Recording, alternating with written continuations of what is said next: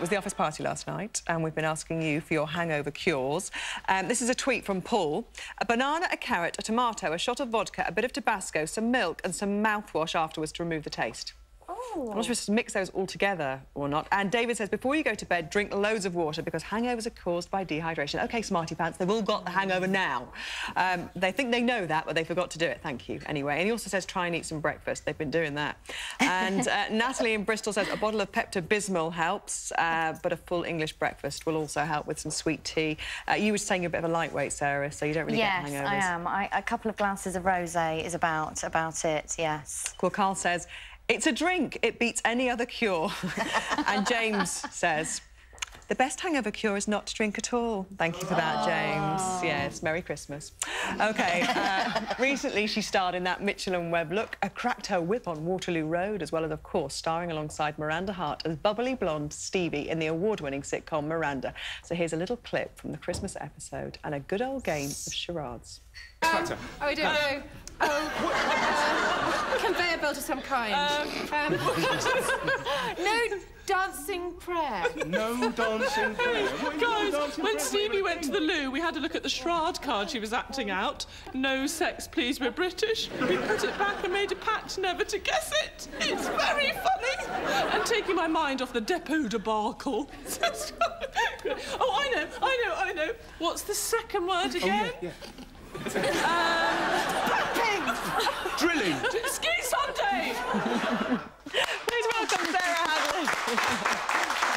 Did you expect Miranda to be the success that it's been, the award-winning success? No, in no way. We were all so nervous filming the first series because we just didn't know... Because it's so traditional. It's such a kind of different style to the current comedy programmes. It's almost retro, isn't it? The sides to camera. Totally. And at the end, you know, when we all wave at the camera, which I used to... In the first series, I used to dread it. I used to go, oh, no.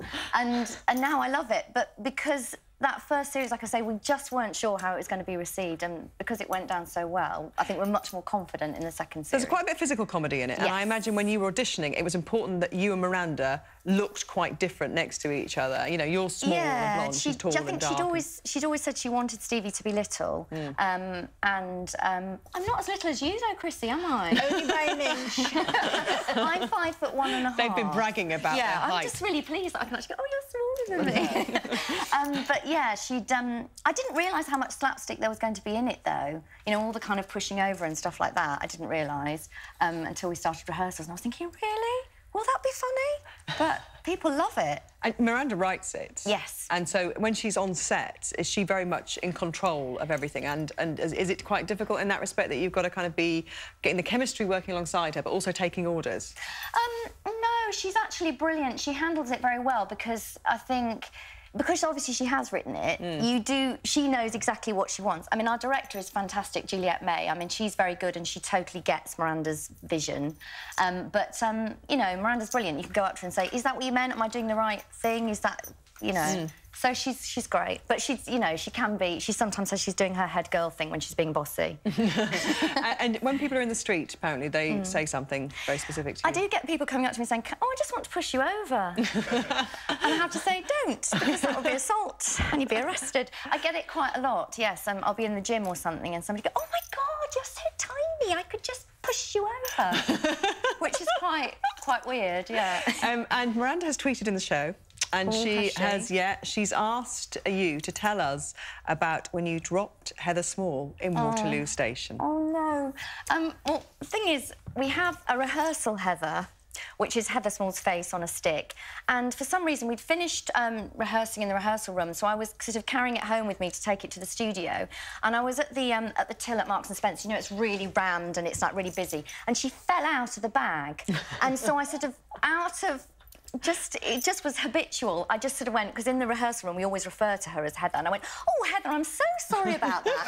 And there was just silence, and everybody looked at me, and then I just had to pick her up. And then I couldn't get her back in the bag, so I was really aggressively stuffing Heather Small's head into a carrier bag, having just spoken to her. Look what I've got! Oh, Heather! Oh, go on, please, just once for us. What have you done today to make her feel proud?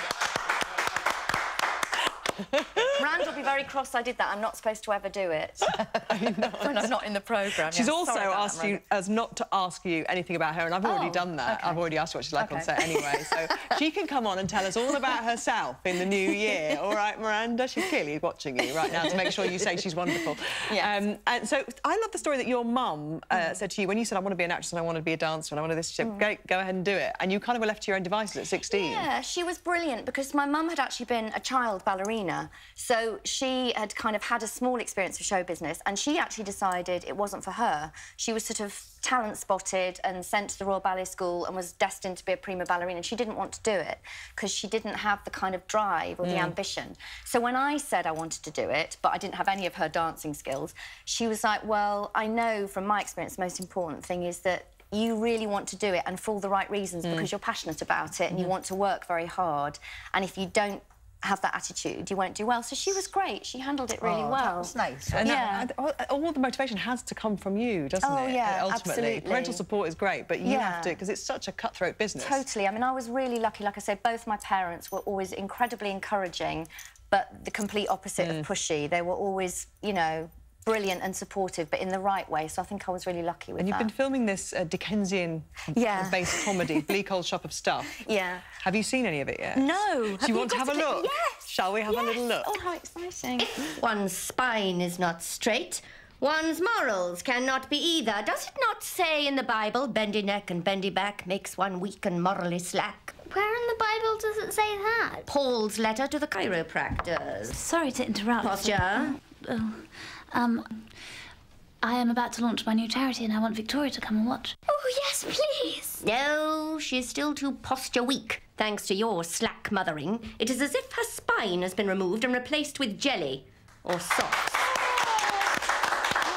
So tell us about your character. I play Miss Primly Tightclench, who's a wicked governess. I mean, the name, I barely read the script and I said, of course I want to do it because of the name. But the writer, Mark Evans, is absolutely brilliant and I've worked with him before because he had a very successful radio series called Bleak Expectations, which is similar to this in the same vein. And, yeah, it's just a joy to do something like that that's comedy but set in a Dickensian England and... Do you like the costume? Did it take ages to get on? Well, the costume designer, Jeff, used to have to pull me into these corsets. Oh, they're agony. But, you know, they give you a lovely tiny waist, so they're I can't imagine where you go. You're so small. Where does it go? It'd be great fun dressing up. Does he fancy a bit of period drama? Oh, yeah. I'd be more in the kitchen of Downton Abbey. Oh, you'd be brilliant in that. I imagine that. Oh, I can't cook, but I'd be allowed to have to. The other thing we're going to get her an audition for, Shameless. She's got, don't you think? She's Oh, yeah. Shameless. She'd be Yeah, great. you'd be in Shameless. fantastic in that. No, I have to go with Tina Malone's sister. Oh, yes. Yeah. She needs a kidney and not a match. And then you could maybe work Peter Andre into it. Yeah.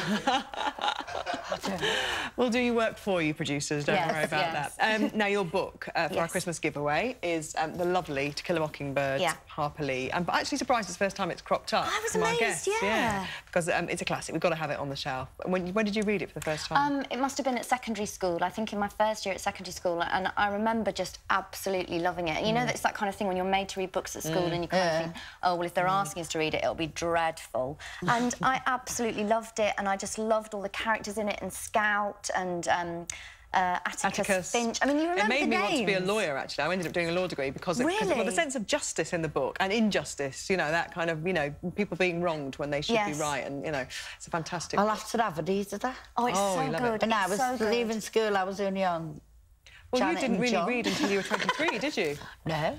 Yeah. Oh, my God. No. And they said to me, why couldn't you write? I said, because they wouldn't let me have anything sharp in the hospital. Chrissy, stay with us, won't you, for a bit of fish. Sarah, on the other hand, She's got to go. She's so allergic Straighten to up, girl, fish straighten up. that she could have an anaphylactic shock. So the one day we have fish on the show, we have a guest who could fall down seriously ill with fish. So we're sorry about that, Sarah. Sorry, You can yeah. take the chocolate cake with you, though, as Gladly take the compensation. chocolate cake. Yeah. Now, if you want to get your Fish hands paste on all cake. these books, go to the website where you'll find out just how to do that. Get a charity close to your heart if you know one, and you can nominate them at Gabby@channel5.com. Details on the cause, what you do with them, who would benefit from them, and do it as quickly as possible as well, because the closing date is tomorrow at 2 o'clock. It's a fine collection of books. Sarah, Good luck with everything. Thank Can't you. wait to see the Christmas special. And Thank you can, of you. course, buy DVDs if you want Miranda all the Yes. time in your life. After the break, find out how fish could be this year's Christmas dish, not for Sarah, with recipes including a fabulous seafood platter. It's going to be here, and it's healthy, Chrissy, too. I know. I'll see you after the ads.